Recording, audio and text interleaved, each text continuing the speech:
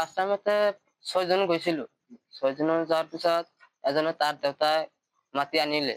মেডিকেলত যাওঁ বুলি ক'লে, সেইকাৰণে গুচি আহিলে। তাৰপিছত 5জন আছিলো। 5জন থকাৰ পিছত 1 ঘণ্টা বা 1.5 ঘণ্টামান জাল টানিছো। মাছ নোপোৱাৰ কাৰণে জালখন গুচাই কিনে ওপৰত আহিব বুলি ভাবিছো। তাৰপিছত মোৰ পিছৰ পৰা 2জন যাই কিনে গা ধুবলৈ গৈছিল। নাম আছিল চানিদুল আৰু ৰেজাখালী। 2জন মোৰ পিছৰ পৰা দৌৰি কিনে পানীত গেল যে অলপমান গা ধুই আহো। তাৰপিছত মই পিছৰ পৰা যে গৈছো মই দেখা নাই, যে ক'লে যে গা ধুবলৈ আহিম। তাৰ পৰা যাই কিনে অলপ পিছলে চাই আছো 2জনে নদীৰ ভিতৰত পৰি গৈছে। এটা খাল আছিল, গাঁত আছিল, গাঁতৰ ভিতৰত পৰি গৈছে। এজনে আগতে উঠি আহিছে আৰু এটা আছিল।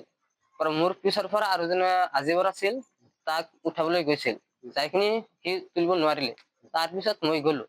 মই যোৱাৰ পিছত মই জালৰ ডাংখন আছিল, সেইটো তাক দিলো যে এইটো ধৰি উঠি আহ।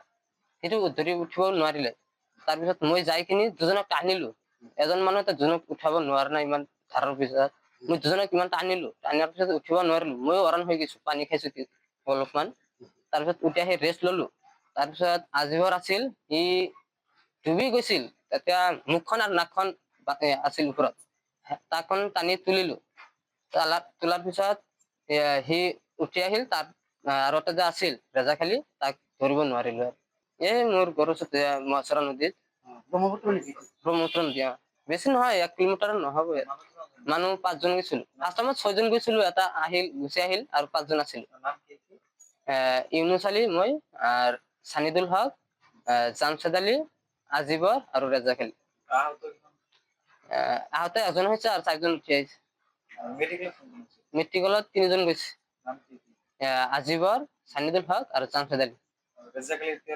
ৰেজাখালী এতিয়া পোৱা নাই ইয়াতে। আপোনাৰ একো হোৱা নাই?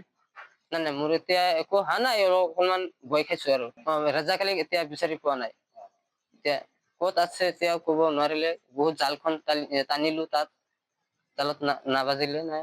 যিকোনো খবৰৰ বাবে যোগাযোগ কৰক 7099017330 লগতে 7099017110 নম্বৰত।